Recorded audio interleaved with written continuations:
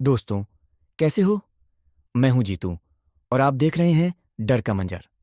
आज जो कहानी सुनने वाले हो वो आपकी रात की नींद को हिला देगी। आज हम बात करेंगे सिर कटे भूत की, जिसके बारे में सुनकर आपका चेहरा सफेद पड्डीडी एच जाएगा। तो चलिए, बिना किसी देरी के शुरू करते हैं। मयंक एक मल्टीनेशनल कंपनी में ब्रांच मैनेजर की नौकरी करता था। एक दिन मयंक को ऑफिस से घर जाने में देर हो गई।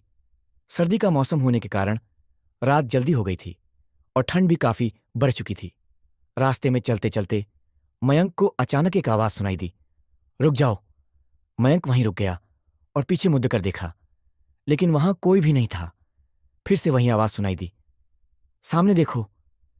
जैसे ही मयंक ने सामने देखा तो उसे जमीन पर कुछ चमकती हुई चीज दिखाई दी। मयंक दौड़कर उस चीज के पास गया और देखा कि यह कोई साधारण चीज नहीं थी, बल्कि एक चमकता हुआ हीरा था। उसने वह हीरा अपने हाथ में लिया।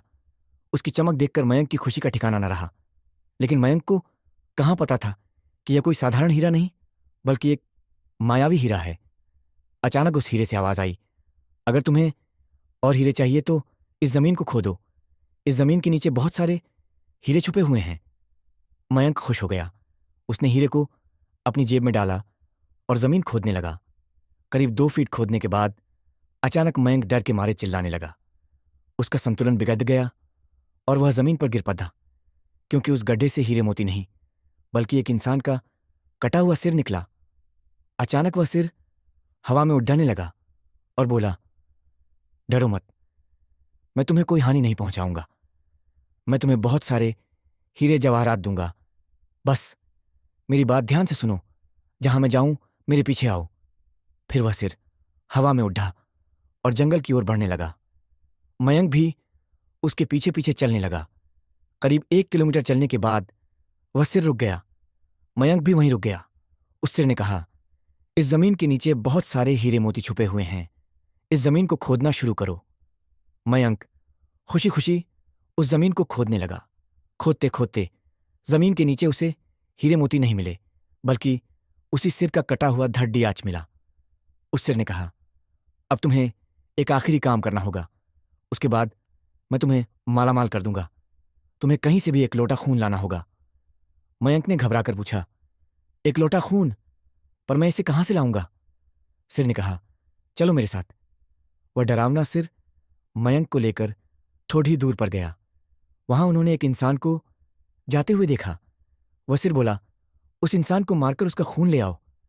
मयंक डर गया और बोला, नहीं नहीं, यह मुझसे नहीं होगा। मैं ऐसा नहीं कर सकता। सिर ने गुस्से में कहा, अगर तुमने यह काम नहीं किया तो मैं तुम्हें और तुम्हारे परिवार को बड़ी मुसीबत में डाल दूंगा। तुम्हारी जिंदगी नर्क बना दूंगा। मजबूरी में मयंक ने उस आदमी को मार डाला और उसका खून लोटे में भरकर सिर के पास ले गया। सिर खून देखकर खुश हुआ और बोला, अब इस खून को मेरे शरीर पर डाल दो।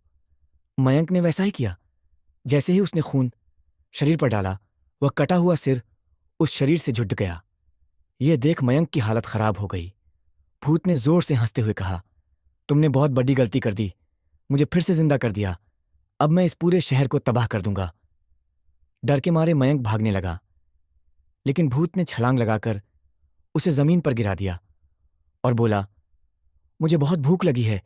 अब मैं तुम्हारा मांस खाऊंगा। जैसे ही भूत मयंक की ओर बढ़ा, अचानक उसका सिर फिर से धड़ेच से अलग हो गया।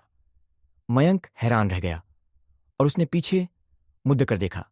वहां एक अघोरी बाबा खदेड़े थे। अघोरी बाबा ने कहा, जब तुम उस आदमी का खून लेकर जा रहे थे, तब मैंने देख लिया था। मुझे समझ आ गया था कि कुछ बुरा होने वाला है, इसलिए मैं तुम्हारे पीछे पीछे यहां तक आया और अपनी मंत्र शक्ति से इस भूत को खत्म कर दिया। अब तुम निश्चिंत होकर अपने घर जाओ। अब तुम्हारे ऊपर कोई खतरा नहीं है।